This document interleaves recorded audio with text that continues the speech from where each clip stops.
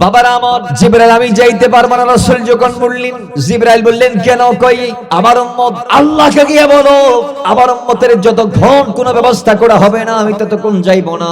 জিবরাইল এবার চলে গেলেন আল্লাহর কাছে গিয়ে জানতে চাইলেন, মালিক তোমার নবী বলেছে উম্মতকে maaf করতে হবে, আল্লাহ উম্মতকে maaf না করলে তোমার বন্ধু আসবে না। আল্লাহ বলে যাও জিবরাইল, আমি আল্লাহ আমার বন্ধুর উম্মতদের জন্য আছি, আমার নবীর উম্মতদেরকে আমি maaf করে দিব। আজকে রাতে ব্যবস্থা করে দিব, আজকে ফয়সালা করে দিব, আজকে রাতে আমার নবীর উম্মতের নাজাত মিলে যাবে। আমার বন্ধুকে গিয়ে বলে দাও। জোরে বলেন সুবহান।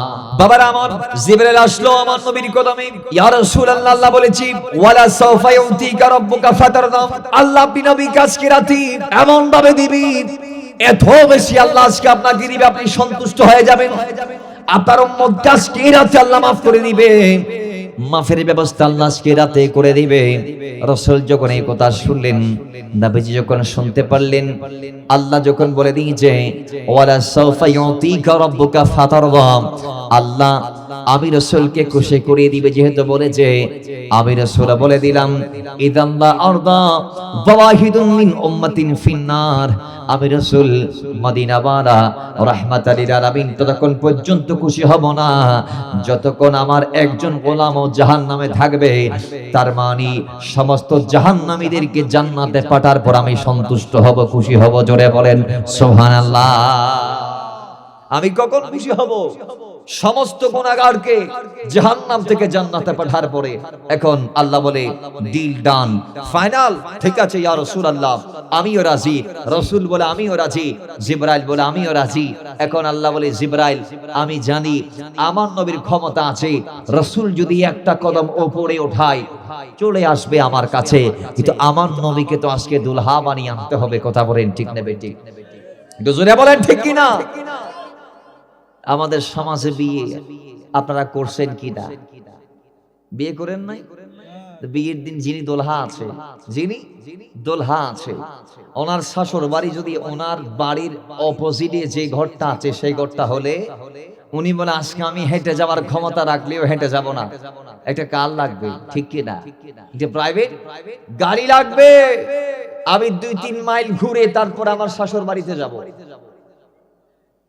শাশুর বাড়ি যদি আমার ঘরের সামনে, যদি আমি কদম দিয়ে গুটি গুটি পা দিলে 2-3-4 মিনিটের মাথায় আমি আমার শাশুর বাড়িতে পৌঁছে যাব, কিন্তু আজকের দিনে সেটা হবে না।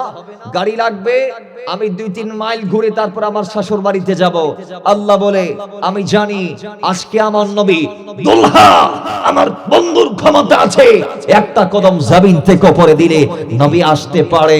আমি আমার নবীকে সেই যোগ্যতা দিয়েছি, কিন্তু আমি আমার নবীকে সেইভাবে আনবো না, আমি আমার নবীকে দুলহা বানিয়ে আনবো। জিবরাইল যাও জান্নাতে যাও, 40,000 বুরাক আমি বানিয়েছি, সেখান থেকে সবচেয়ে দামি বুরাকটা আমার নবীর কদমে নিয়ে যাও, সেটার উপর সওয়ারি করে আমার নবীকে আমার কদমে নিয়ে আসো। জোরে বলেন সুবহান। জিবরাইল বলে আমি বুরাক নিয়ে আমার জন্য জান্নাতে গেলাম, যাওয়ার পর আমি হতভম্ব হয়ে গেলাম। জান্নাতে গিয়ে আমি দেখি 40,000 বুরাক আল্লাহ বানিয়েছি, একটার চেয়ে একটা সুন্দর, আমি কোনটারে রেখে কোনটারে নেই। আল্লাহ বলেছে সবচেয়ে দামি বুরাকটা নিতে হবে। আমি খুঁজতে লাগলাম, খুঁজতে আমি এবার সিদ্ধান্ত নিলাম এভাবে 1টা 2টা 10টা দেখে আমি যদি একটারে নিয়ে যাই, আল্লাহ যদি আমারে বলে জিবরাইল বুরাক বানাইছি 40,000, দেখে আসলা 10টির থেকে একটা নিয়ে আসলাম, তুমি কি জানো নাকি ওই বাকি 39,990টার ভিতরে এটার চেয়ে আরো দামি দামি বুরাক আছে, সুন্দর বুরাক আছে।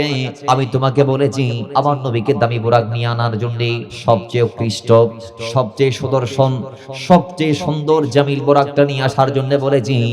এটা কেন আনলাম? আল্লাহ যদি জানতে চাই আমি উত্তর দেওয়ার ক্ষমতা রাখি না, বিদায় আমি প্রথম থেকে শুরু করে 40,000 সবগুলারে প্রথমেই দেখে ফেলবো।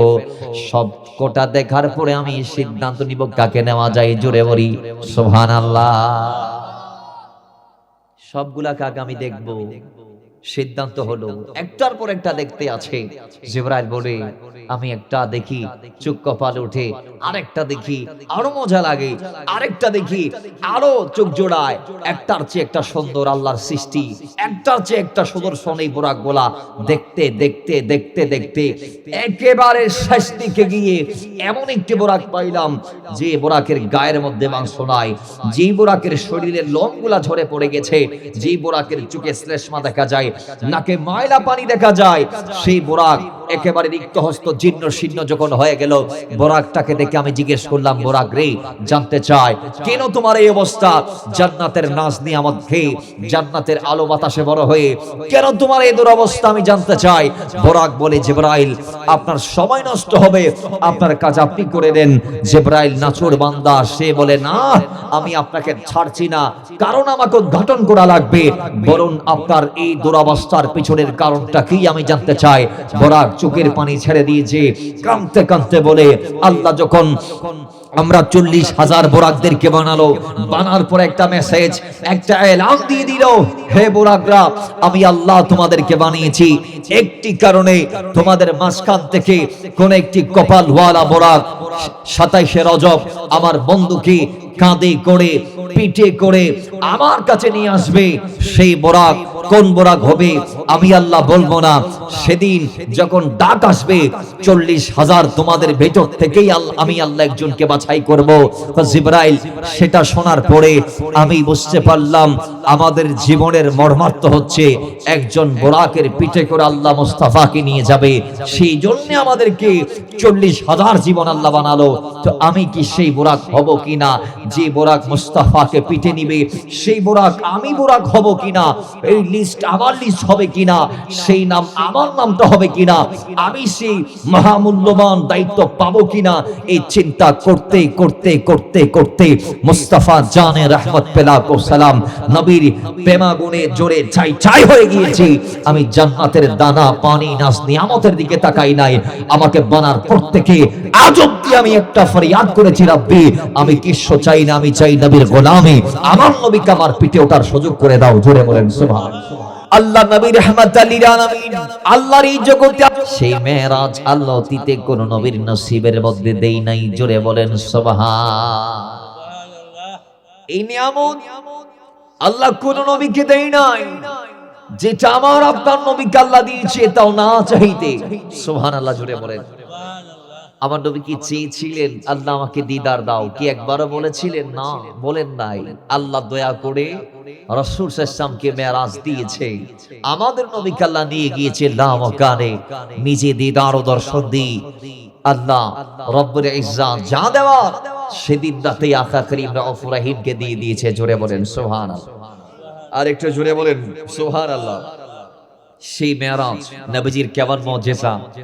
আল্লাহর হাবিব কি মুফাসসিরগণ তাফসীরের মধ্যে বলছেন 1000, কেউ কেউ বলছেন 3000, ইমাম নববী একভাবে বলছেন, আল্লামা ইবনে কাসির আরেকভাবে বলছেন, অন্যান্য ইমামরা আরেকভাবে বলছেন। কেউ বলছেন 1000 আল্লাহ আমার নবীকে মুজিজা দিয়েছেন, কেউ কেউ বলছেন 3000 মুজিজা দিয়েছেন।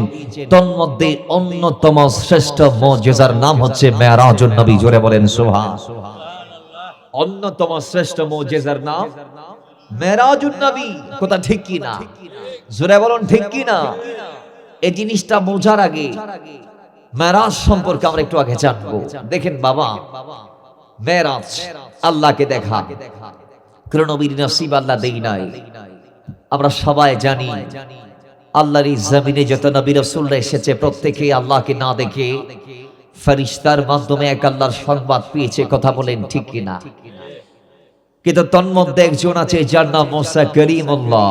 বলেন না, মুসা কলিমুল্লাহ, যাকে আল্লাহ দিদার দেন নাই কিন্তু তার সাথে ডাইরেক্ট কথা বলেছে। কোরআনে আসছে বিসমিল্লাহির রহমানির রহিম, ওয়া কাল্লামাল্লাহু মুসা তাকলিমা। আল্লাহ মুসার সাথে, মুসা কলিমুল্লাহর সাথে আল্লাহ ডাইরেক্ট কথা বলেছে, উইদাউট জিবরিল, উইদাউট মারফত, উইদাউট ওয়াসিলা, কোন মাধ্যম ছাড়া, কোন ওয়াসিলা ছাড়া আল্লাহ মুসার সাথে ডাইরেক্ট কথা বলেছেন। কথা বলেন ঠিক কি না? আওয়াজ দিয়ে বলি ঠিক কি না? বাবারা আমার, মুসা কলিমুল্লাহ আল্লাহর সাথে কথা বলে, যত কথা বলে তত প্রেমে পড়ে যাই। একদিন ডাক দিয়ে বলে, আল্লাহ তোমার কথা এত জামিল, না জানি তুমি কত জামিল, তোমার কথা এত সুন্দর। ও মালিক, আমি তোমারে দেখতে চাই, তুমি আমারে দিদার দাও, আমি তোমারে দেখব। আল্লাহ বলে, মুসা সম্ভব নয়, লান তারানি, আমারে দেখা সম্ভব নয়, আমারে দেখা সম্ভব নয়।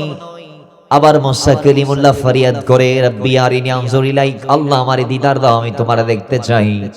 আল্লাহ বলে, লান তারানি, মুসা আমারে দেখা সম্ভব নয়। আমারে দেখতে পারবা না, আমারে দেখা তোমার পক্ষে পসিবল হবে না। আবার বলে আল্লাহ আমারে দিদার দাও, আমি দেখবো। রব্বি আরিনি, আল্লাহ দিদার চাই, দিদার চাই, দিদার দাও, দিদার দাও। আল্লাহ তোমারে দেখবো, দেখবো, দেখবো, দেখবো, দেখার আশায় আমি পোষণ করে থাকবো আর ফরিয়াদ করবো, আমি তোমারে দেখতে চাই, দেখতে চাই, দেখতে চাই। আল্লাহ বলে মুসা না ছোট বান্দা যখন হলো, আমি তাকে এমন ভাবে বুঝছিলাম, মুসা ঠিক আছে, অমুক তারিখ তুমি আমি আল্লাহরে দেখবা, তোর সিনার মধ্যে চলে আসবা। খবরদার মুসা কালিমুল্লাহ, তুমি আসার সময় পায়ের জুতা স্যান্ডেল যদি পরিধান করে আসো, আসা যাবে না, এগুলা খুলে আসতে হবে। জোরে বলি সুবহান। মুসা তুমি কি করবা? স্যান্ডেল খুলে আসবা। বাবার আমার সবগুলা ফাইনাল। আল্লাহ বলে ফেরেশতারা যাও, তোর পর্বতের চারদিকে 4 ফার্স থেকে লেখা ঘেরাও করো। 48 মাইল লেখা ঘেরাও করলেন। প্রতিটা ফার্স থেকে 12 মাইল 12 মাইল করে 48 মাইল লেখা ঘেরাও করলেন। ওই 48 মাইলের ভিতরে একজন মাঝা কিংবা মাসিক আল্লাহ রাখে নাই, একটা পক্ষীকুলকে রাখে নাই, একটা গাছ গাছালির আল্লাহ রাখে নাই। সমস্ত সৃষ্টি জগতের যা আছে, মাটি ছাড়া যা আছে, সবগুলার আল্লাহ বাইরে বের করে দিলেন। আর ফেরেশতাদেরকে বললেন, ফেরেশতারা 48 মাইল এই এলাকা তোমরা হাত দিয়ে ঘেরাও করে ফেলো। তোমরা হাত দিয়ে ঘেরাও করে ঘেরার ভিতরে কাউরে প্রবেশ করতে দিবা না, কারণ জলে শেষ হয়ে যাবে। আল্লাহর যে কথা সেই কাজ। ফেরেশতারা ওই 4 ফার্স থেকে এলাকা ঘেরাও করে ফেললেন, কাউরে ভিতরে প্রবেশ করতে দেই নাই। মুসা কালিমুল্লাহ 48 মাইলের ভিতরে প্রবেশ করলেন। এবার তিনি যাইতে যাইতে তোর পর্বতের একেবারে মাঝখানে চলে গেলেন। মাঝ বরাবর যাওয়ার পর আল্লাহ বলে, মুসা তুমি প্রস্তুত নি? আল্লাহ হ্যাঁ আমি প্রস্তুত আছি, তোমারে দেখবো, আজকে আমার আশা পূর্ণ হবে, আল্লাহ আমি তোমারে দেখতে পাবো। আল্লাহ বলে ঠিক আছে মুসা, শক্ত করে দাঁড়াও, একটু মজবুত করে দাঁড়াও। আল্লাহ এই কথা বলার পরে এমন ভাবে আল্লাহ নূর দর্শন দিয়েছেন, এমন পরিমাণ নূর আল্লাহ উত্তোলন করেছে, আপনি জানেননি কেমন পরিমাণ নূর আল্লাহ দেখিয়েছেন। কতটুক নূরের জলওয়া সেদিন তোর সিনাতে পড়েছে, আপনি অবাক হয়ে যাবেন। মুফাসসিরগণ বলছেন কাদ মুলাতিল কালাম, বকরীর নাকের চিদ্দ পরিমাণ নূর আল্লাহ তোর পর্বতে দিয়েছে। জোরে বলেন। ছাগল আমাদের সমাজ আছে না নাই? আমাদের ঘরে ঘরে ছাগল আছে না নাই? ও মুসলমান, ছাগলের নাকের ছিদ্র পরিমাণ নূরকে আল্লাহ উত্তোলন করলেন। মাঝখানে 70,000 পর্দা দিয়ে দিলেন। নূর কান মুলাতিল গানাম, বকরীর নাকের ছিদ্র পরিমাণ নূর যখন 70,000 নূরের পর্দা ছেদ করে যখন তোর সিনার মধ্যে পড়েছে, তোর পর্বত আর সহ্য করতে পারে নাই। আল্লাহর নূরে তোর পর্বত জোরে ছাই ছাই হয়ে গেল। বাবার আমার মুসা কালিমুল্লাহ স্থির থাকতে পারে নাই। মুসা কালিমুল্লাহ বেহুশ হয়ে আল্লাহর জমিনে পড়ে গেছে। জোরে বলি সুবহানাল্লাহ। আল্লাহ বলে, মুসা আমি যে বলেছিলাম লাগতে রানী সম্ভব নয়, লাগতে রানী যে বলেছিলাম সম্ভব নয়, এই যে সেটা আমি তোমারে বোঝাই দিলাম। মুসা শোনো, তুমি যদি আমারে দেখতে পারো নাই, তবে হ্যাঁ সবার পক্ষ থেকে সৃষ্টি জগতে একজন নবীকে আমি এনে আমার দিদার দিব। তিনি হচ্ছে ওই নবী যেই নবীর ওসিলাই তুমি মুসারে বানাইলাম, যেই নবীর ওসিলাই তোমার আগে যত নবী রাসূল আসছে সবাইরে বানাইলাম। সৃষ্টি জগতে ওই নবী রাহমাতুল লিল আলামিনকে আমি দয়া করি, মায়া করি, মেহেরবানি করি, ভালোবেসে আমি আনবো, দুলহা বানিয়ে আরশ কুরসি সবগুলা সাজিয়ে জান্নাত জাহান্নাম প্রদর্শন করি, আমি আমার বন্ধুকে লামকানে আমি আল্লাহর দিদার দিয়ে দিব। জোরে বলি সুবহানাল্লাহ। আমার নবীর মেরাজ হচ্ছে এটি, যেটা কোন নবী রাসূলের ভাগ্যে হয় না। ঠিক কি না? আওয়াজ আসছে ঠিক কি না? বাবার আমার এই জন্য আমরা কত বড় খুশকিসমত ওয়ালা যে আল্লাহ আমার নবীর মাধ্যমে দিনকে চূড়ান্ত করেছে। আল্লাহর কোরআনের 3 নং পারা 19 নং পৃষ্ঠা সূরা আল ইমরান আয়াত নম্বর 81 আল্লাহ রাব্বুল ইজ্জত বলে, বিসমিল্লাহির রহমানির রহিম, ওয়া ইয আখাযাল্লাহু মিসাকান নাবিয়্যিন লামা আতাইতুকুম মিন কিতাবিন ওয়া হিকমা সুম্মা জাআকুম রাসূলুম মুসাদ্দিকুল লিমা মাআকুম লা তু'মিনুন্না বিহি ওয়া লা তানসুরুন্না। আল্লাহ রাব্বুল ইজ্জত ডাক দিয়ে বলে, বান্দারে তোমরা জানো নি আমি আমার বন্ধুকে প্রত্যেক নবী সম্মুখ আমি আমার বন্ধুর কথা বলেছি, ওই আইয়ামে মিসাকের দিনে রোজা চলে প্রত্যেকটা নবী রাসূলদেরকে নিয়ে আমি আল্লাহ আমার বন্ধুর কথায় বাবা বলেছি, এই আমার নবী রাসূলেরা, আমি কিতাব দিয়ে হিকমত দিয়ে দুনিয়াতে তোমাদেরকে পাঠাইবো। ও আদম থেকে ঈসা সমস্ত নবীদেরকে আমি সাহিফা দিয়ে দুনিয়াতে ধন্য করব, কিতাব দিয়ে দুনিয়ার জমিনে পাঠাবো। তোমরা দুনিয়াতে যাওয়ার পরে সাম্মা জাআকুম রাসূলুম মুসাদ্দিকুল লিমা মাআকুম লা তু'মিনুন্না বিহি ওয়া লা তানসুরুন্না। তোমাদের নবুয়তের দায়িত্ব চলাকালীন সময়ে নবী আখিরুজ জামার আগমন যদি হয়ে যায়, অতিরিক্ত কোন নবী জানোনি? ওই যে নবী আল্লাহর এই জমিনের মধ্যে যাওয়ার পরে 27 রজব আমার কাছে আসে, আমারে দেখে মুসাদ্দিকুল লিমা মাআকুম, যেই নবীকে আমি দিদার দর্শন দেওয়ার মাধ্যমে জানিয়ে দিব প্রত্যেক নবীদের যে ধর্ম ছিল সেই ধর্ম হক ধর্ম। জোরে বলেন সুবহানাল্লাহ। প্রত্যেক নবী যে একটি কথার প্রচার আর প্রসার করেছে, প্রত্যেক নবীরা যে বলেছিল যে লা ইলাহা ইল্লাল্লাহ, আল্লাহ ছাড়া কোনো আল্লাহ নাই, এই আল্লাহ ছাড়া যে কোনো আল্লাহ নাই। নবীদেরকে যদি জিজ্ঞেস করা হয়, হে আদম নবী, হে নূহ নবী, হে ইদ্রিস নবী, হে শীশ নবী, হে জাকারিয়া নবী, হে নবী আইয়ুব আলাইহিস সালাম, হে নবী ইব্রাহিম আলাইহিস সালাম, বলুন আপনি যে বললেন আল্লাহ ছাড়া কোনো আল্লাহ নাই, আল্লাহ ছাড়া কোনো আল্লাহ নাই, আপনি কি দেখেছেন এক আল্লাহ? প্রত্যেক নবীরা উত্তরে বলবেন, আমরা দেখি নাই, আমরা দেখি নাই, আমরা দেখি নাই, তবে আমরা জিবরাইলের মাধ্যমে জানতে পেরেছি। জোরে বলেন সুবহানাল্লাহ। আর একটু জোরে বলেন না সুবহানাল্লাহ। তেরে প্রত্যেক নবীরা যে কথার প্রসার আর প্রসার করছে যে আল্লাহ ছাড়া কোনো আল্লাহ নাই, এটাই ছিল তাদের দিন। যুগে যুগে কালে কালে এই কথার প্রচার আর প্রসার সবাই করেছে। তো ওই কথাটাকে, ওই দিনটাকে আল্লাহ মোকাম্মল করবে আমার আপনার নবীর মাধ্যমে।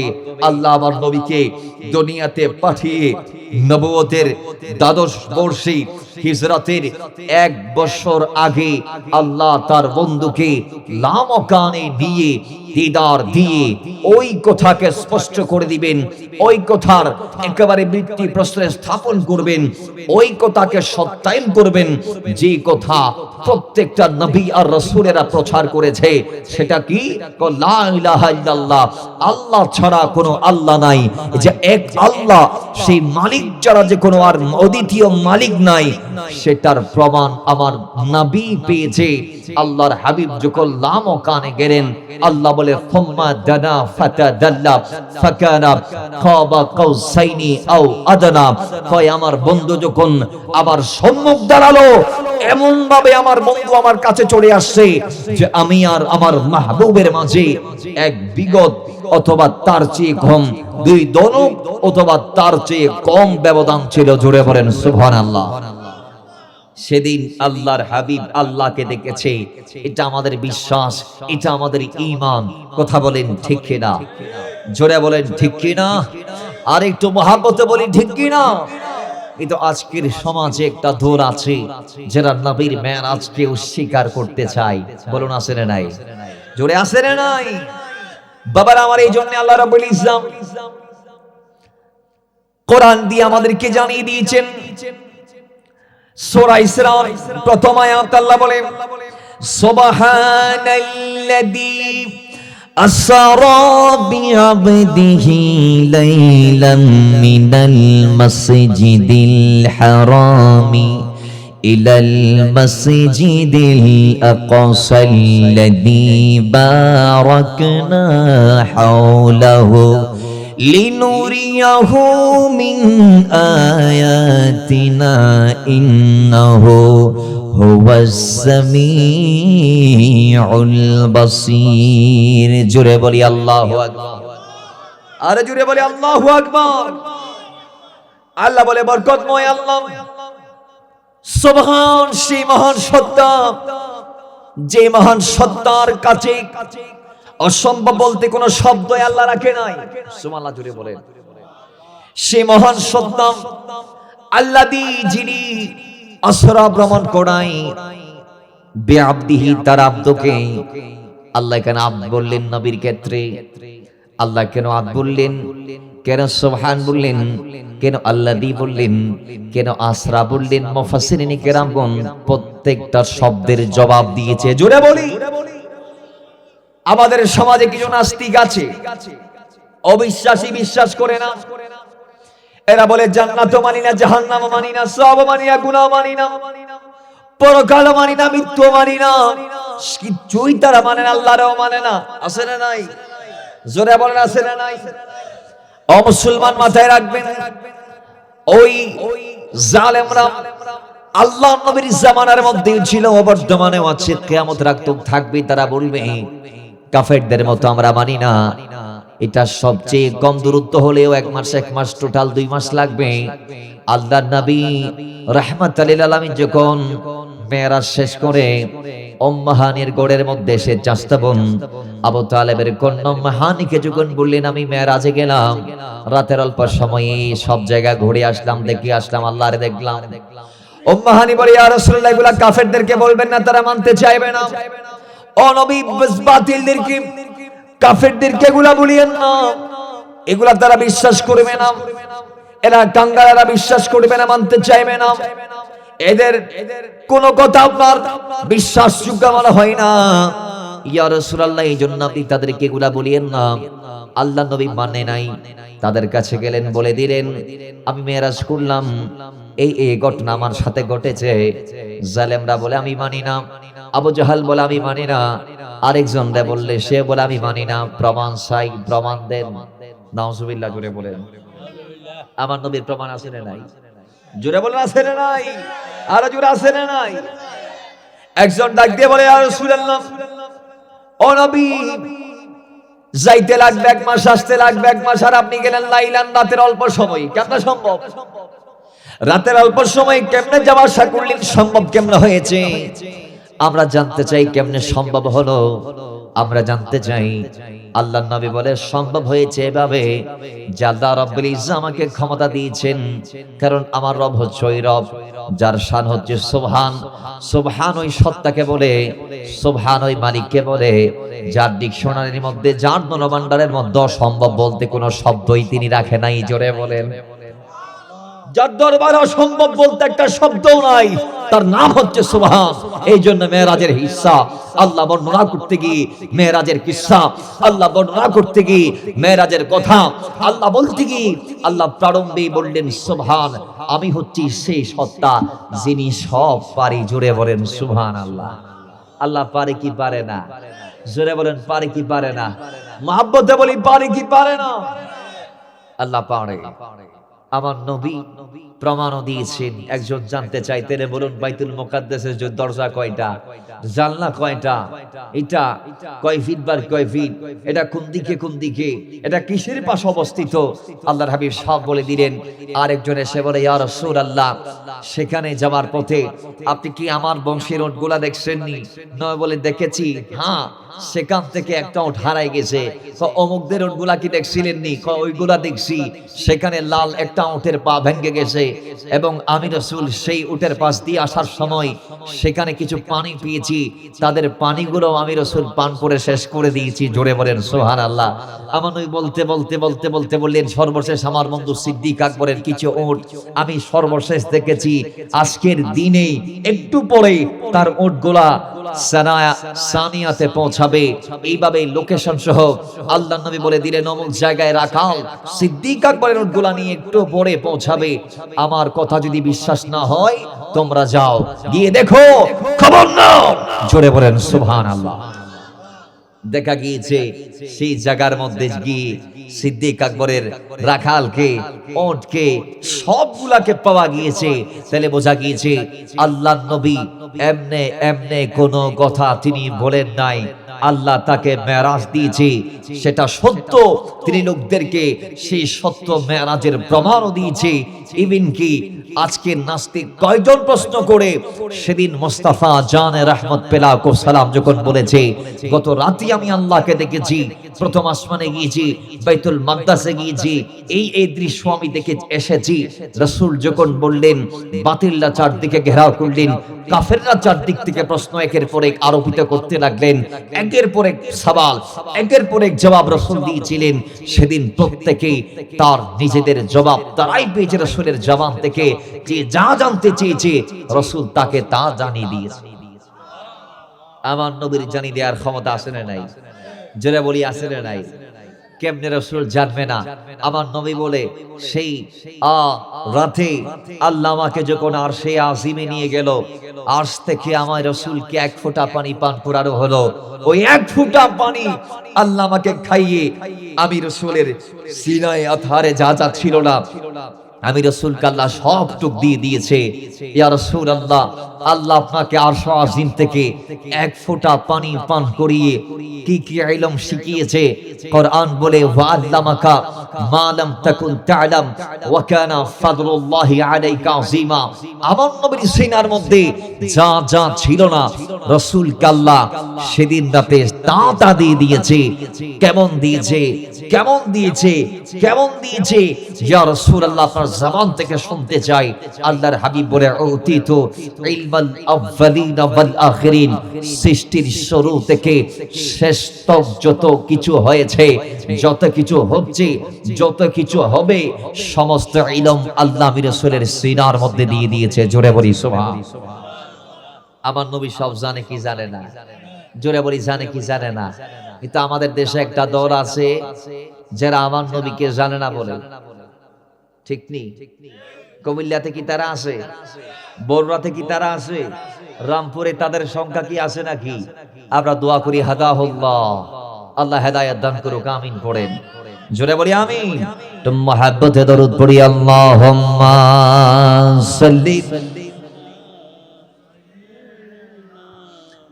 মাওলানা মুহাম্মাদ ওয়া আলা আলি সাইয়্যিদিনা।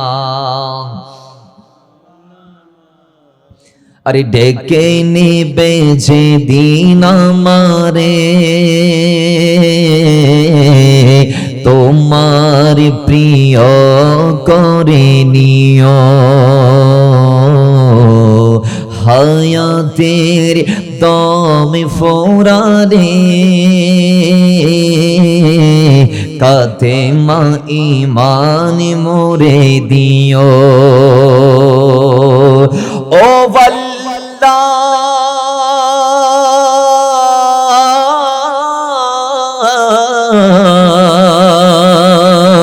আল্লাহ কালেমা নসিবে মোরে দিও, কালেমা নসিবে মোরে দিও, কালেমা নসিবে মোরে দিও, কালেমা নসিবে মোরে দিও। তোমাকে করেছি পরে দুনিয়া বুকে, দুনিয়া করেছি পাপী মরি দুঃখে দুঃখে, তোমাকে করেছি পর দুনিয়া বুকে, দুনিয়া করেছি পাপী মরি দুঃখে দুঃখে, পরিণতি হবে কি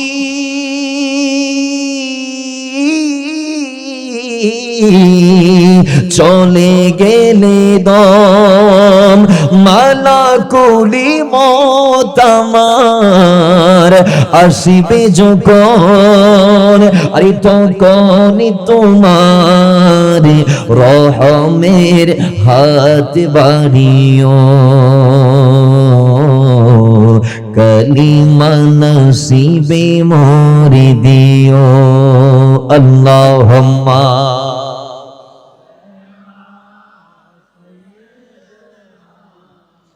মাওলানা মুহাম্মাদ ওয়া আলা আলি সাইয়্যিদিনা।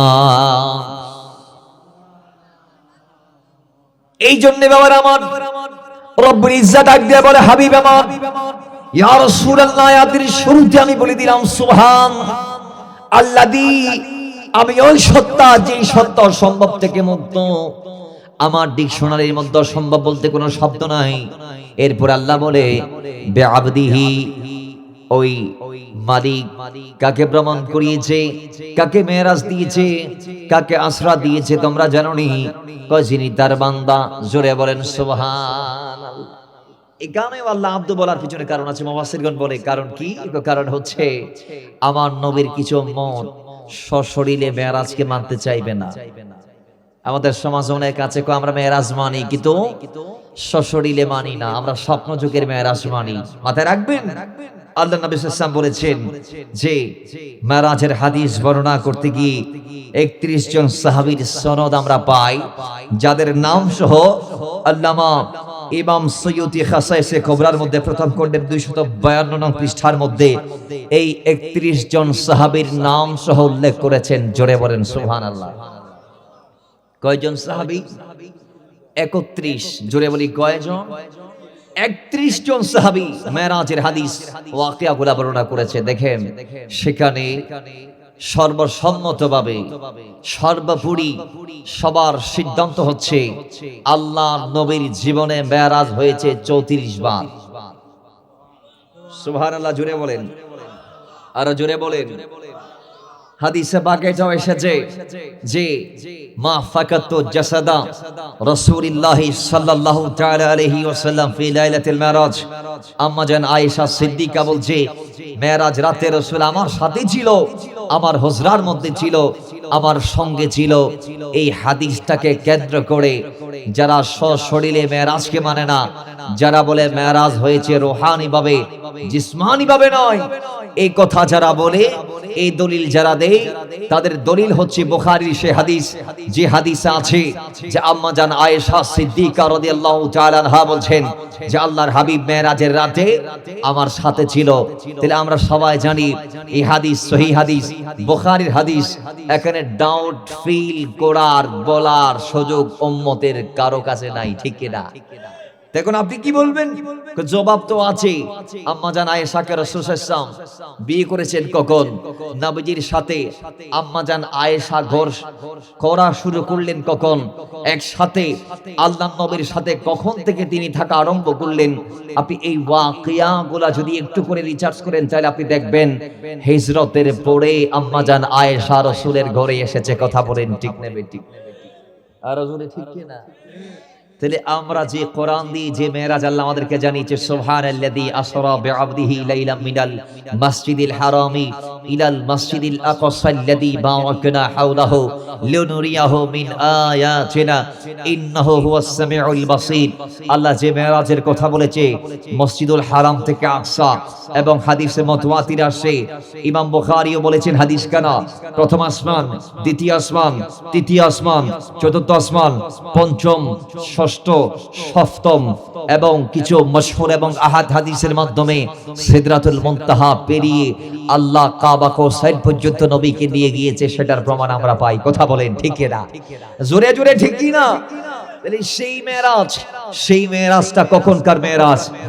সেটা হচ্ছে হিজরতের আগেকার মেরাজ, যেটাকে আল্লাহর হাবিব নিজের জন্য সর্বশ্রেষ্ঠ বলে আল্লাহ কর্তৃক দেয়া শ্রেষ্ঠ মুজিজা বলে আখ্যা দিয়েছেন, এবং যেটা রাসূল ছাড়া আল্লাহ কোন নবীকে আর দেই নাই।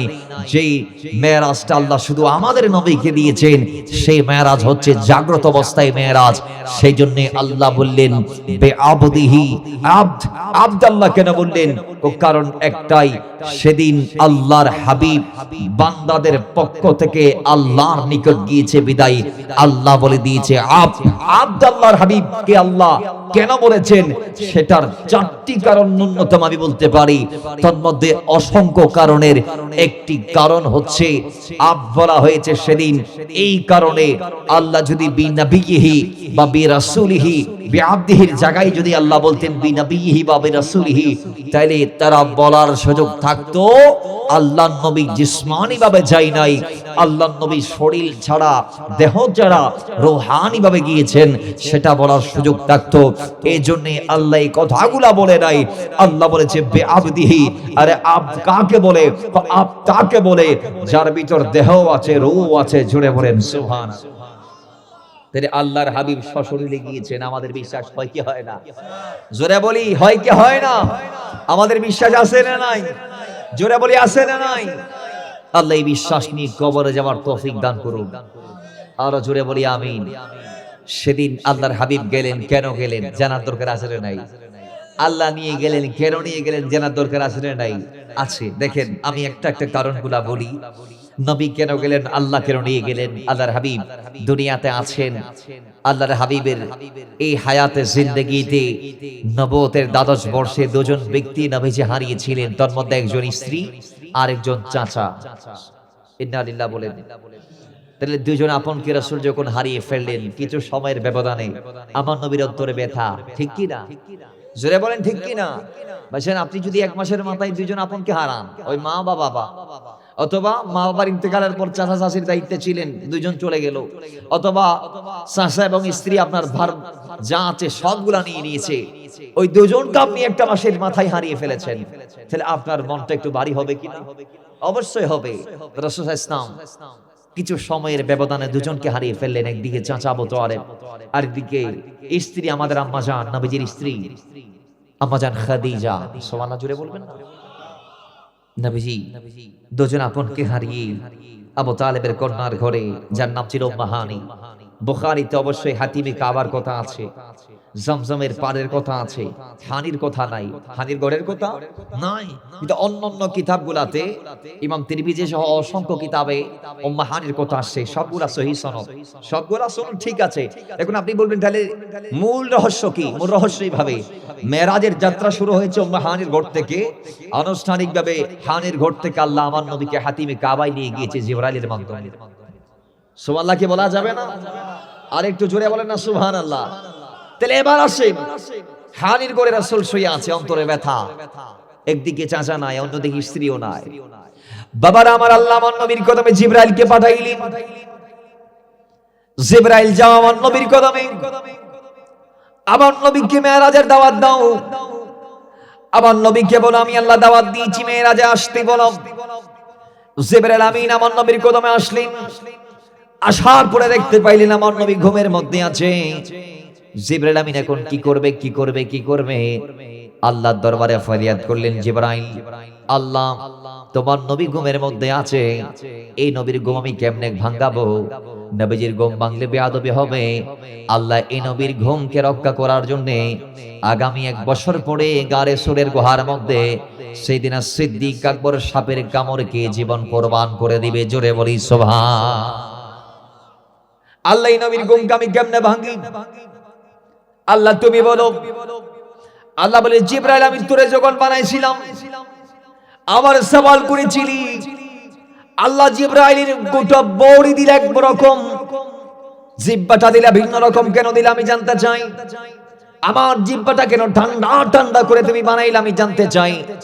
আমি আল্লাহ সেদিন বলেছিলাম জিবরাইল জবাব আজকে হবে না, এটার জবাব দেওয়ার সঠিক সময় আমি জবাব দিয়ে দিব। আজকের জন্য তোর আমি ওয়াইট করিয়েছি জিবরাইল যা, আজকে আমি তোরে বলে দিচ্ছি তোর জিহ্বা আমি ঠান্ডা করে বানানোর পিছনের একমাত্র কারণ, মেরাজের রাতে আমি যখন মুস্তাফার কদমে তোরে পাঠাইবো, আমি দেখতে পাইবো আল্লাহ নবী ঘুমে থাকবে। ওই সময়ে আল্লাহ নবীর ঘুমকে শিথিল করার জন্য, রাহমাতুল লিল আলামিনের ঘুমকে ঠান্ডা করার জন্য, হালকা করার জন্য তুই জিবরাইলের জিহ্বাটার বড় প্রয়োজন হবে। জিবরাইল দেরি করার দরকার নাই, আস্তে করে আমার নবীর কদম মোবারকের তোলার মধ্যে জিহ্বাটা লাগাই দাও। জিহ্বা লাগাই দিলে আমার নবীর চোখ খুলে ফেলবে। জোরে বলি সুবহানাল্লাহ, জোরে বলি আল্লাহু আকবার।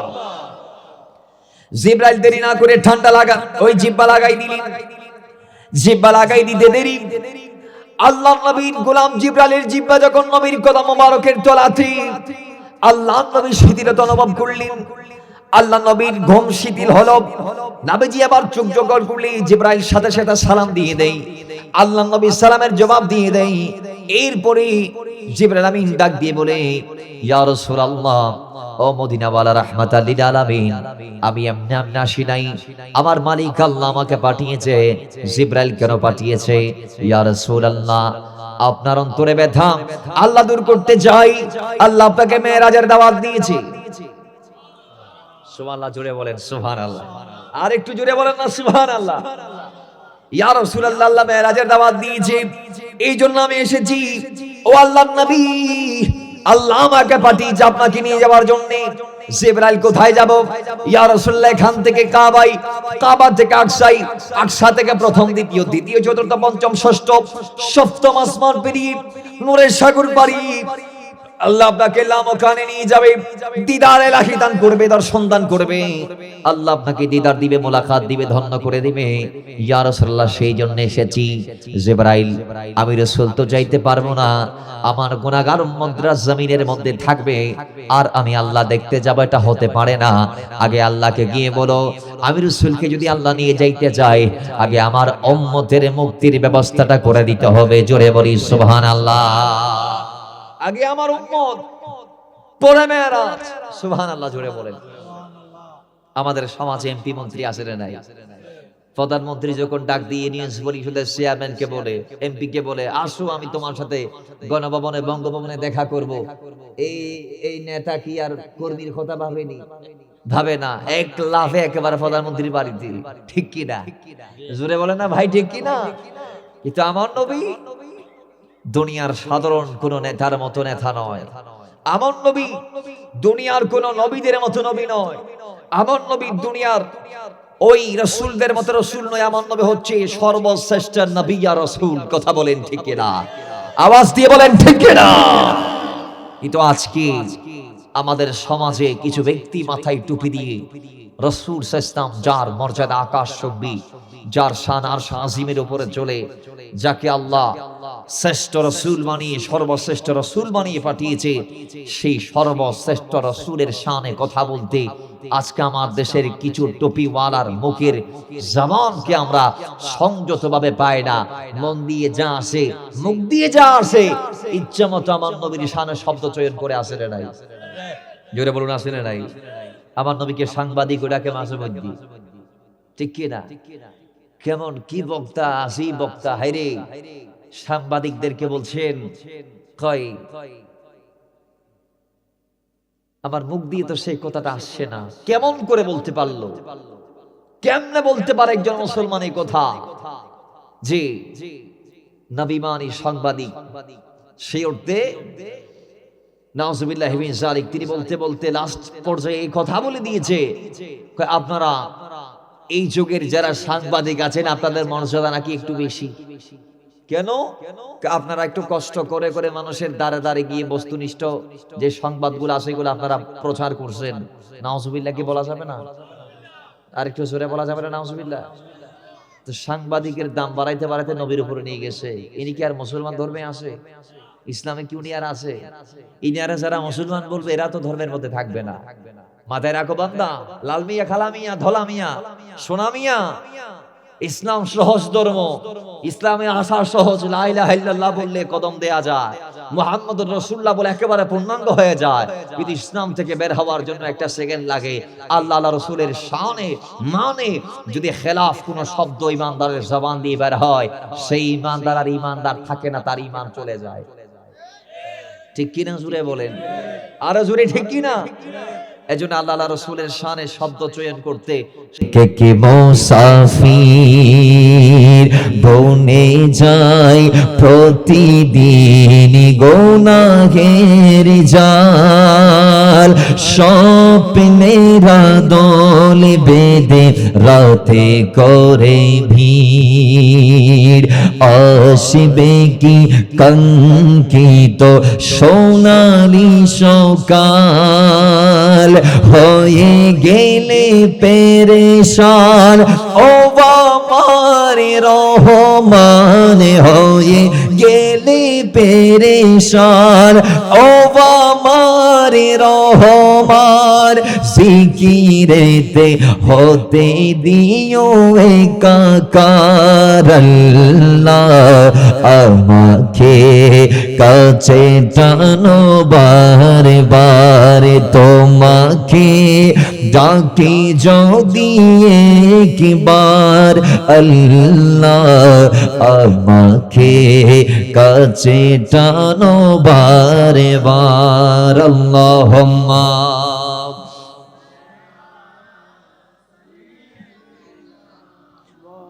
মাওলানা মুহাম্মদ ওয়া আলা আলি সাইয়্যিদিনা।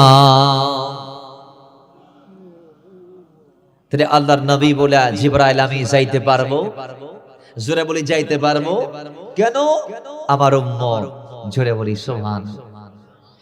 বাবার আমার জিবরাইল আমি যাইতে পারবো না রাসূল যখন বললেন, জিবরাইল বললেন কেন? কই আমার উম্মত আল্লাহকে গিয়ে বলো আমার উম্মতের যতক্ষণ কোনো ব্যবস্থা করা হবে না আমি ততক্ষণ যাইবো না।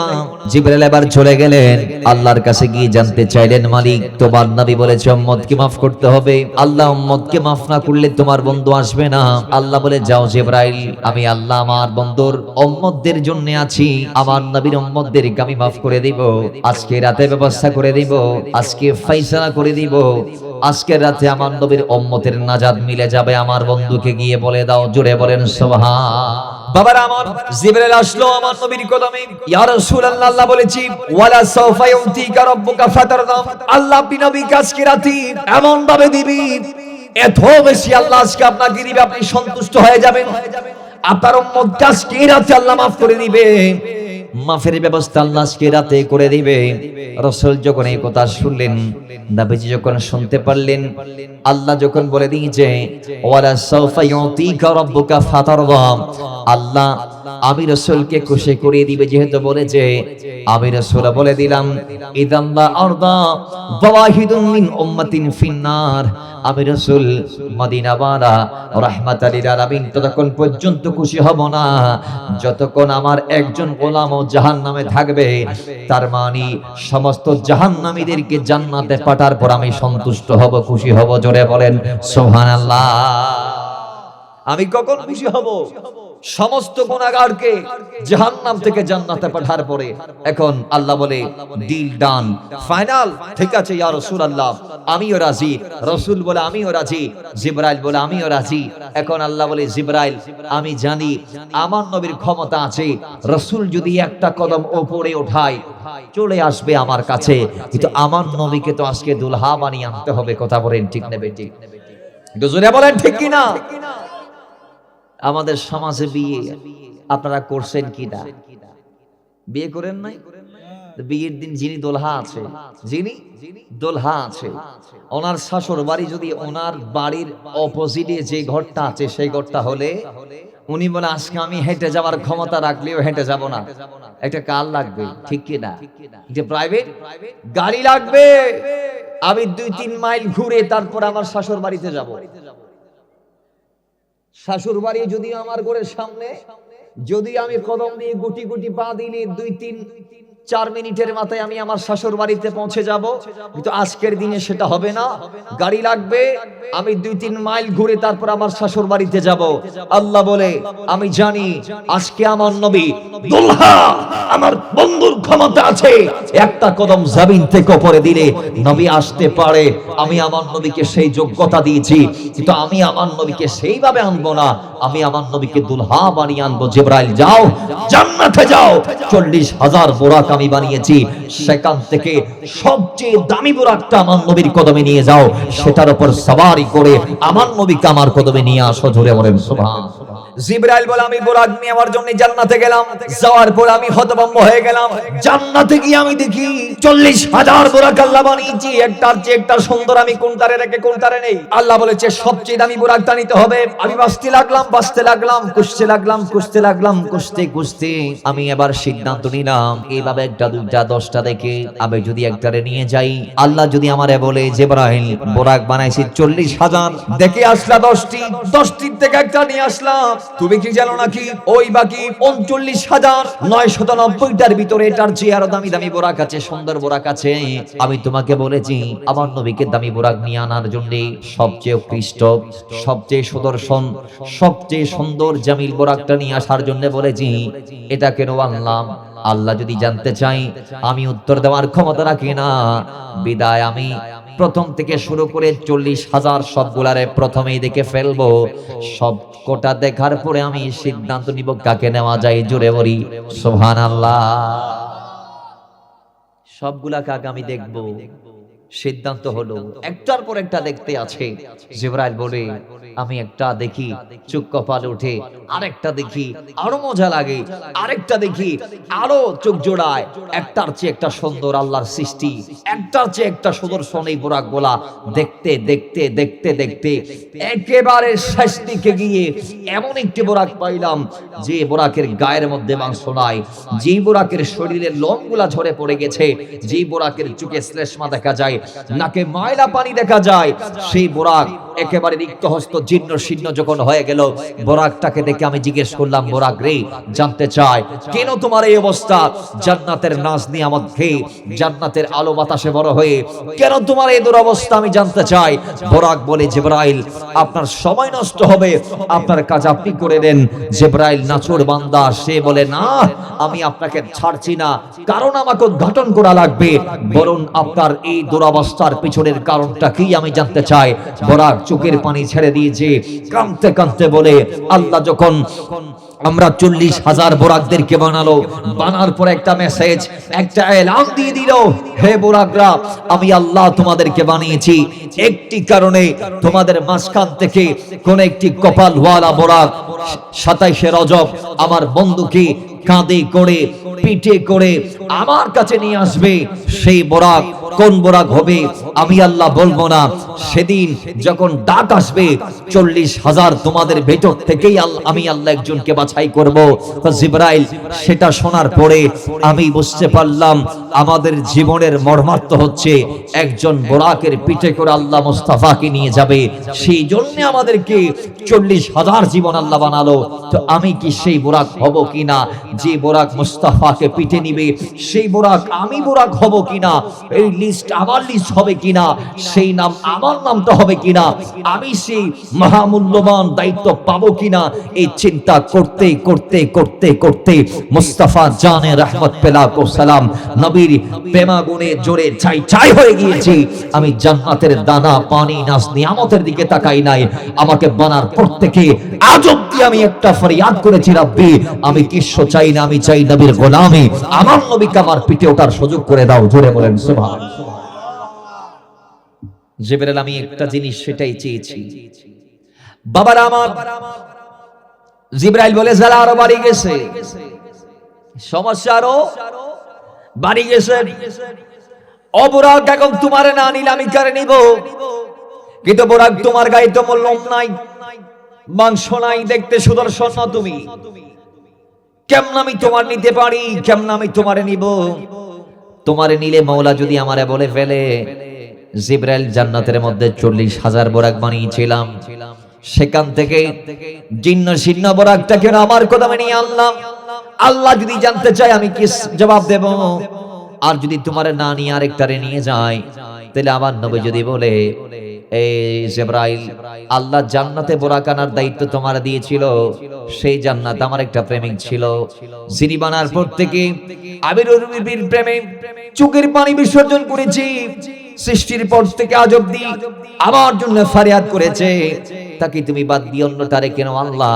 তোমার না নিলে মুস্তাফা যদি সওয়াল করে, সেই নবীর জবাব দেওয়ার ক্ষমতা আমি জিবরাইলের নাই।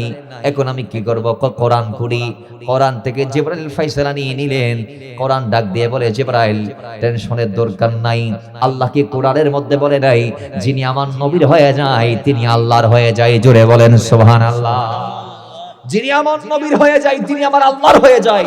আতিউর রাসূলা ফাকাদ আতা আল্লাহ, যিনি আমার নবীর ইতাআত করেছে সে মূলত আল্লাহর ইতাআত করেছে। যিনি আমার নবীকে পেয়েছে তিনি আল্লাহকে পেয়েছে। সুতরাং জিবরাইল আর দ্বিধা না করে একটাই সিদ্ধান্ত নিয়ে নিলেন, এই জিন্ন শীর্ণ বোরাককে আমি নবীর জন্য নিব। জোরে বলেন সুবহানাল্লাহ। এখন ঘটনা কি হলো জানেন? বোরাককে বললেন, বোরাক চলো তোমাকে নবীর জন্য নিলাম। বোরাক এই ডাক শুনে নবীর জন্য সে যে সিলেক্টেড হয়েছে, বাছাই হয়েছে, সেটা শুনে সে একটা ডাক দিয়েছে জান্নাতে, একটা লাফ দিয়েছে।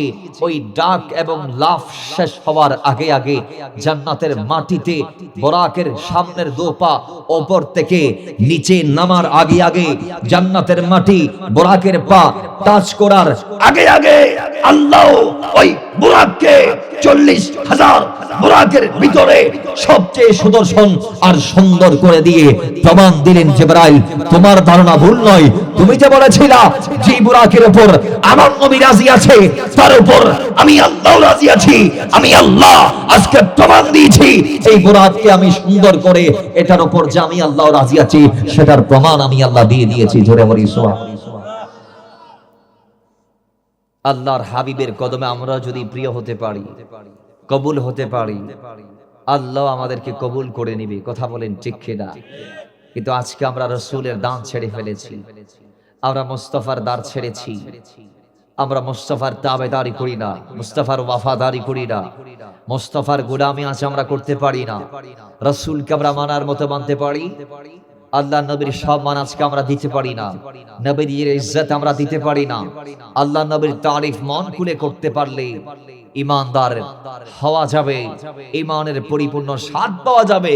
আজকে দেখা যায় ঈমানের স্বাদ পেতে নবীর তারিফ করলে আমাদেরকে টেক লাগাই বেদাতি পূজারি ইত্যাদি ইত্যাদি। কথা বলেন ঠিক নেবে? ঠিক আওয়াজ দিয়ে বলেন ঠিক কি না? আমরা সব সময় দোয়া করেছি, আজও করছি, হাদাহুল্লাহ, আল্লাহ হেদায়েতের চোখ তাদেরকে দান করুন, আল্লাহ হেদায়েতের হাত তাদেরকে দান করুন, হেদায়েতের অন্তর তাদেরকে দান করুন, হেদায়েতের কলব আল্লাহ তাদেরকে দান করুন। যে কলবে হেদায়েত আছে, যে চোখ হেদায়েত প্রাপ্ত হয়েছে, যে হাত হেদায়েত প্রাপ্ত হয়েছে, সেই হাত দিয়ে, সেই চোখ দিয়ে, সেই মুখ দিয়ে, সেই অন্তর থেকে কখনো নবী ওলি রাসূল বিরোধী একটা শব্দ বের হবে না। কথা বলেন ঠিক কিনা? আল্লাহ আমাদেরকে কবুল করুন, আমিন পড়েন। তাহলে এখন জিবরাইল সেই বোরাক নিয়ে নবীর কদমে গেলেন। আমার নবীকে এবার ওঠার আগে আগে একটু করে উম্মাহানির গোট থেকে সেই বোরাকটা নিয়ে হাতিমে কাবার পাশে নিয়ে জমজম কূপের পাড়ে নিয়ে আল্লাহর নবীর শক্কে সদর করলেন। শক্কে সদর কি? হুলকুমের নিচ থেকে নাভি পর্যন্ত এই জায়গাটি ফাঁক করলেন। এটা বিরাট সার্জারি করলেন, যেটাকে বলা হয় ওপেন হার্ট সার্জারি। ঠিক কিনা? ওপেন হার্ট সার্জারি সেটা করলেন। নবীজি বলছে, আমার এই জিনিসটা চেরা হলো, আমি দেখতে পাচ্ছি। আমার হৃৎপিণ্ড বের করলেন। আজকের সমাজে আমাদের দেশের বড় বড় ডক্টররা, সার্জনরা সার্জারি করে, বাইপাস করে, ঠিক কি না?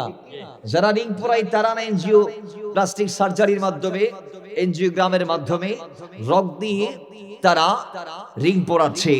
আর যারা বাইপাস করছে পায়ের রক কেটে দিয়ে এখানে হার্টের মধ্যে জোড়া দেয়। বাইপাস মানে আলাদা একটা রাস্তা করে হার্ট ব্লক হওয়ার পরে, কোন রক্তনালী যদি ব্লক হয়ে যায়, 100% ব্লকেজ হওয়ার পরে সেই নালীগুলাকে আর সচল করা যায় না, এগুলো মরে যায়। কি হয়ে যায়? একেবারে মরে যায় রক্তনালীগুলা। তো যেই জায়গায় রক্তনালী একেবারে বন্ধ হয়েছে, সেই জায়গার আগে এবং পরে যেই জায়গাগুলা ভালো আছে, সেই জায়গাগুলা কেটে ওপরে এবং নিচে আলাদা মাঝখানে একটা রক দিয়ে জোড়া দেয়া হয়। সেটার নাম হচ্ছে ওপেন হার্ট সার্জারি বা বাইপাস। ঠিক কি না? জোরে বলেন। এগুলো আমার দেশের, আমাদের পৃথিবীর ডক্টররা এগুলো আবিষ্কার করছে মাত্র 100 বছর আগে। আর মুস্তাফা জানে রহমত পেলাকো সালাম নবীকে জিবরাইল সার্জারি করিয়েছে আজ থেকে 1500 বছর আগে। তাহলে বিজ্ঞান আমার নবীর কদমের সাদকা। ঠিক কি না? জোরে বলেন ঠিক কি না? আজকে অনেকে বিজ্ঞানকে মহান মনে করে না। বিজ্ঞানের এই আবিষ্কার বলেন, বিজ্ঞানের অগ্রযাত্রা বলেন, বিজ্ঞানের যা যা আছে ক্রিয়েট বলেন, যা আছে সবগুলা মুস্তাফার কদমের সাদকা। কথা বলেন ঠিক কি না? তো আওয়াজ দিয়ে বলেন ঠিক কি না? তো বাবারা আমার, আল্লাহ নবীর হৃৎপিণ্ডটা বের করলেন। জিবরাইল আমিন জমজম কূপের পানি দ্বারা আল্লাহ নবীর সেই হাড়টি ধৌত করলেন। জান্নাত থেকে 2 পেয়ালা আনা হলো। এক পেয়ালার মধ্যে ঈমান, আরেক পেয়ালার মধ্যে হিকমা। 2টা পেয়ালা আল্লাহ নবী রাহমাতুল লিল আলামিনের হার্টের মধ্যে ঢেলে দেওয়া হলো। ঈমান এবং হিকমত দ্বারা হৃৎপিণ্ডটা, কলবটাকে পরিপূর্ণ করে আগের স্থানে আবার সেটআপ করে দিলেন। আল্লাহর কসম, 1 ফোঁটা রক্ত ঝরে নাই। জোরে বলেন সুবহানাল্লাহ। আরো জোরে বলেন সুবহানাল্লাহ। ও মুসলমান, এরপর আল্লাহ নবী উঠে দাঁড়ালেন। জিবরাইল বলে, ইয়া রাসূলুল্লাহ, চলতে হবে। জিবরাইল কোথায়?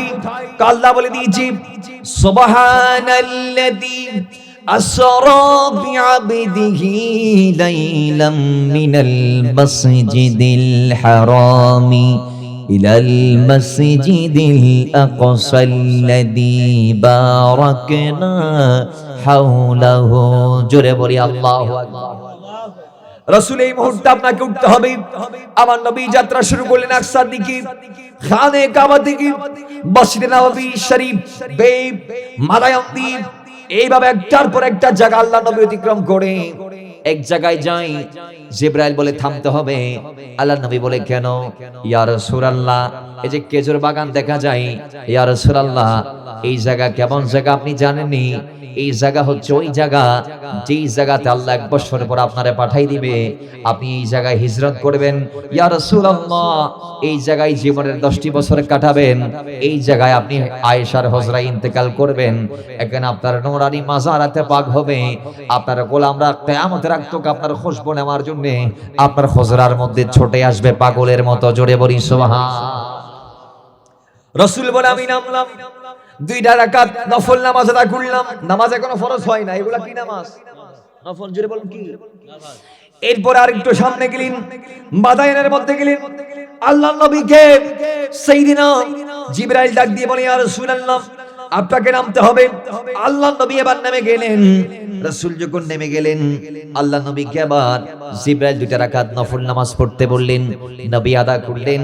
এরপরে জিবরাইল বললেন ইয়া রাসূলুল্লাহ বাইতুল্লাহ হারামের মধ্যে যখন পৌঁছালেন, আবার বলেন নবী রে আপনাকে বাইতুল্লাহ হারামের মধ্যে আবার নামতে হবে, আপনাকে এই জায়গার মধ্যে 2টা রাকাত আদা করতে হবে।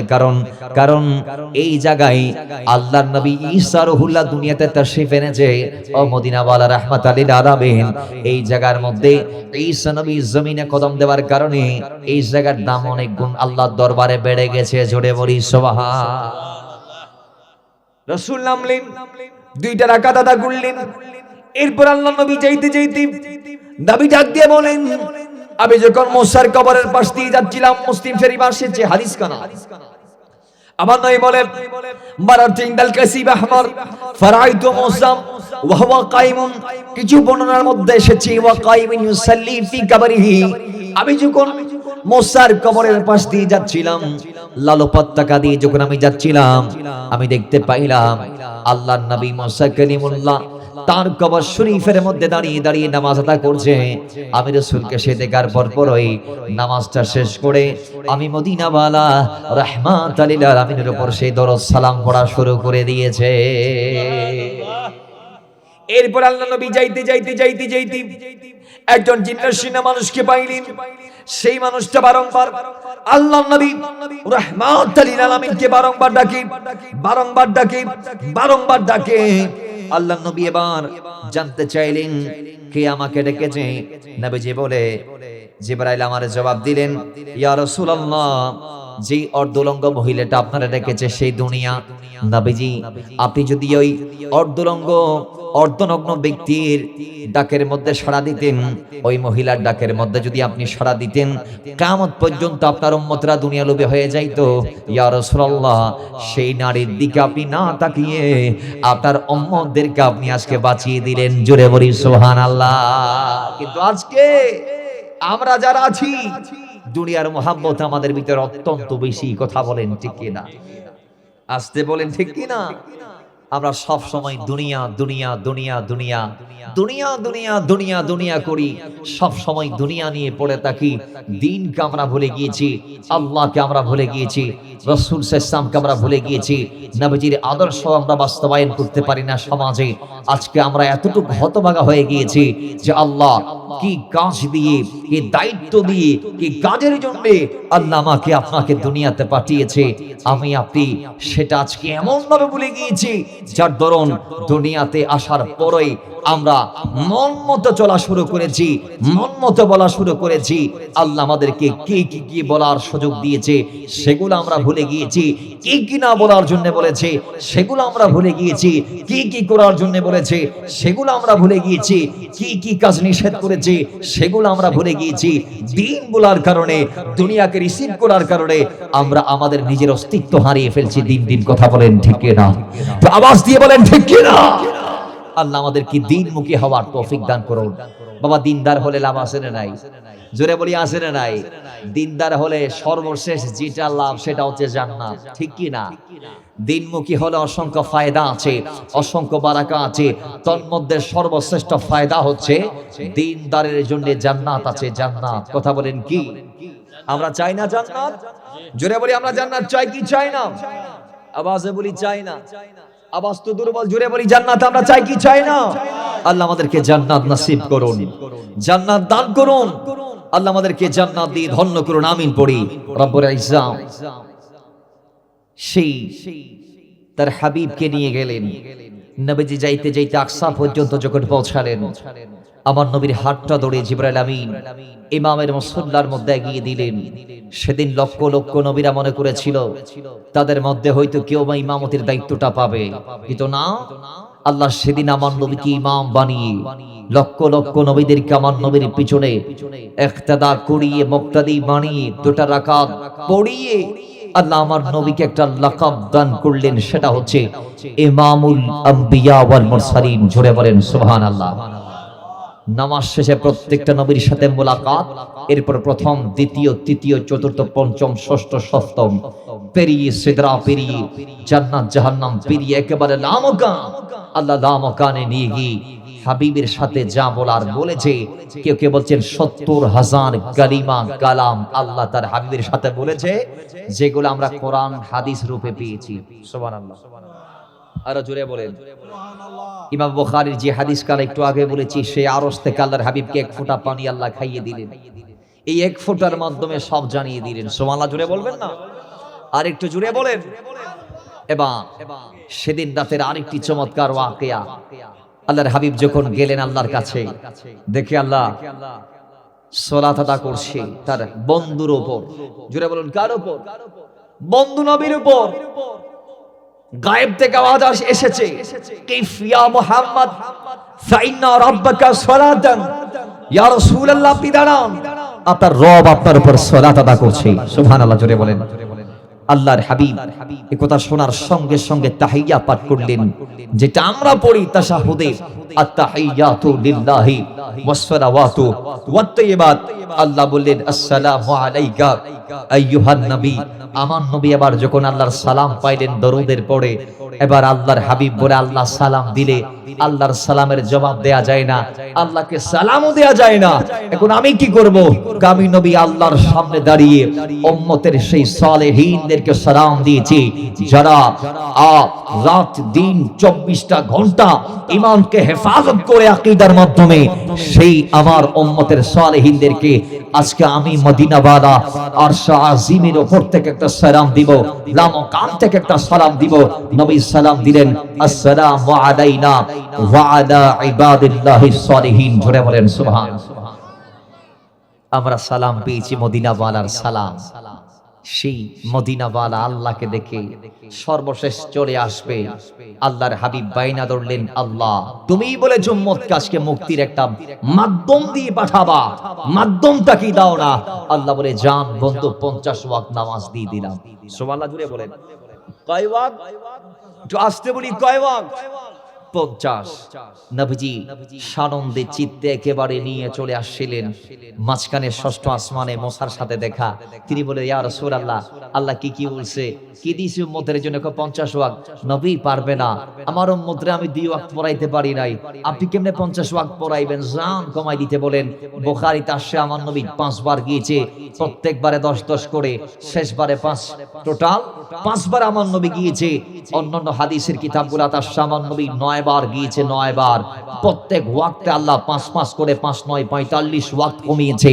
সর্বশেষ 5 ওয়াক্ত নিয়ে আল্লাহ হাবিব চলে আসছিলেন। সেই সময় মুসা করিমুল্লাহ বলে, ইয়া রাসূলুল্লাহ, এটাও পারবে না। আল্লাহর হাবিব বলে, মুসা করিমুল্লাহ, আপনি কি আমাকে কি মনে করেছেন? আমি কি বেহুশের উপর জাবাসা করছি নাকি? আরে শুনুন, আমার আল্লাহ বলেছে, মান জাআ বিল হাসানাতি ফালাহু আশরু আমসালাহা।